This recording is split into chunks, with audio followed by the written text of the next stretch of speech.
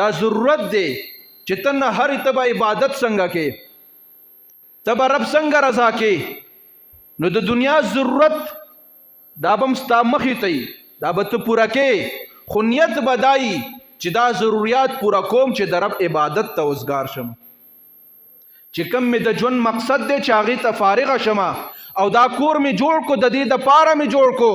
چې په دې کې به زه خپل رب رضا کوم چې بله ورځ د دې کوره زما جنازه اوچتېږي نو چې ما نه رب رضا وي بیا په دې کور کې زما د ژوند مقصد به دا وي چې زما د زنکدن سلګۍ شروع کېږي چې په هغه ټیم کې په ما سختي نه وي په دې کور کې چې زه ژوند تېروم د هغې مقصد به دا وي چې کله زه د قبر تېرو ته روان یم نو چې مخکې نه ما ته رڼاګانې جوړې شوې وي زما په دې کور کې د ژوند تېرولو مقصد به دا وي چې کله زه د حشر په میدان کې د تانبې په دغه ځمکه باندې په سخت او ګرمه ځمکه باندې چې نور به نیزوار وي او ځمکه به د تانبې وي په هغې قدم دمه نو چې زما خپې نه ګرمېږي دغه ځمکه ما ته تپش نه راکوي ما ته ګرمي نه راکوي زما خپه په ارام او په سکون سره پرته وي د دغې دپاره به زه په دې کور کې خواري کوم او بیا چې کله په پول صراط پورې وځم نو چې په هغه پل باندې ما ته اساني وي د دغه مقاصدو د حصول دپاره په دې کور کې به زه ژوند تېروم دا چې کور جوړ کړو نو مقصد دې څه دی په دې کې ژوند په کم مقصد تیرې چې څومره پردي حقونه وام اب دلته دې راکومه چې څومره پردي حقونه دي نو د هغې دپاره ما دا چې کوم دی نو یو ګودام جوړ کو نو زما عزتمندو حبیب علیه السلام فرمایي چې ته کور جوړې نو ویرېږه د حرامې خښتې نه چې په دغه بنیاد کې ته لګې دغه کور به ستا دپاره څنګه د ارام او د سکون ځای وګرځي چې په هغې کې تا پردۍ غوښې چې کوم دی نو لګولې دي پردۍ وینه دې پکې لګولې ده هغه د ارام او د سکون ځای بیا نشي کېدی او بیا حبیب علیه السلام فرمایي دا خو د آبادۍ لحاظ سره تطهیر او پاکوالی شو کم چې د کور دننه ماحول جوړېدل دي اسلامي ماحول نو په هغې باندې بیا غور وکړه فکر وکړه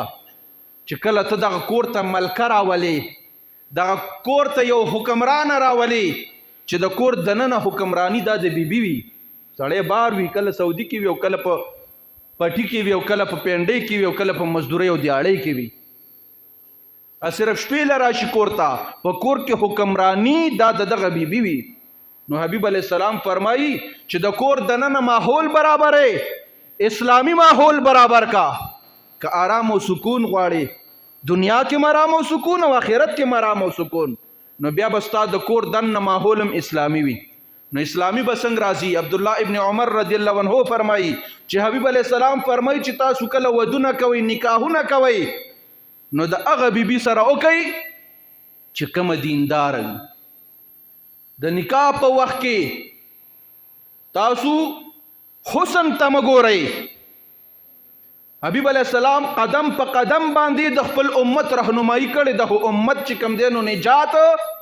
او ترقی او کامیابی دا د یهودو په نظام کې ګوري نبی علیه السلام فرمایي